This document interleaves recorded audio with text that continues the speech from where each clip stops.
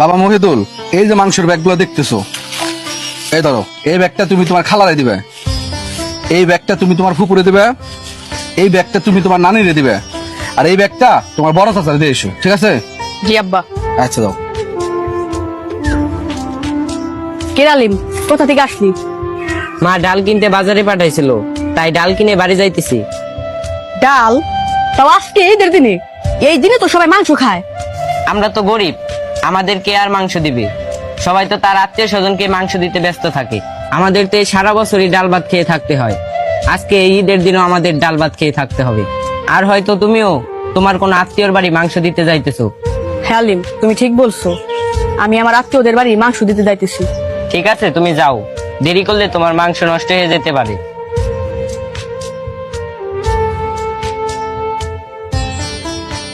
বাবা রাজীব, তোমার মাছ আঙ্কেল আছে না, যে আমগো এই এলাকায় এবার সবচেয়ে বড় গরুটা কুরবানি দিল, তার এই ব্যাগটা দিয়ে এসো। ঠিক আছে আব্বা, আমি দিয়ে আসতেছি। আচ্ছা দাও, ঠিক আছে। কিরে বাবা, মাংসের ব্যাগগুলা সবাই দিয়ে আইছো তো? হ্যাঁ আব্বা, সবাই দিয়ে আইছি। কি বাবা, তুমি এমন করতেছো কেন? তোমার কিছু হয়েছে? কিছু বলবো আমারে?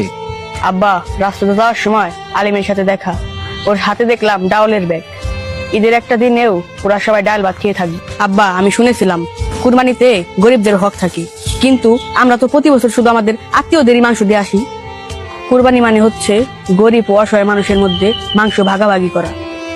আর আব্বা, কুরবানির মাংস যেন ওই সব লোকই পায় যারা এর প্রকৃত হকদার।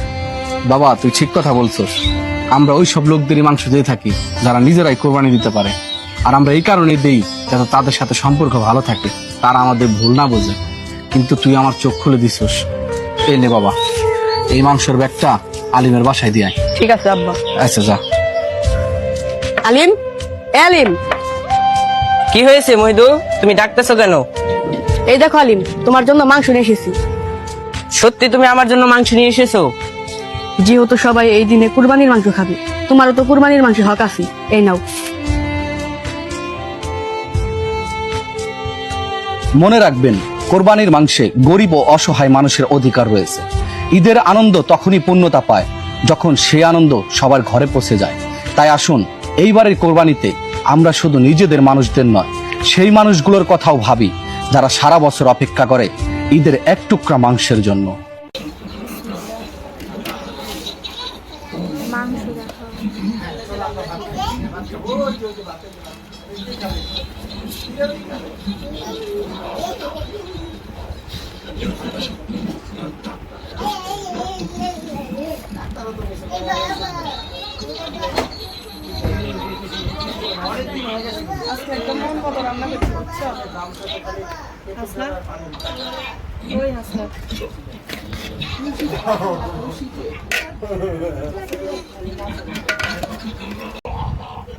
দাদা ভাই দাদু বলি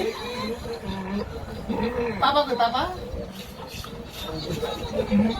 ভাইয়া ভাইয়া ভাইয়া কই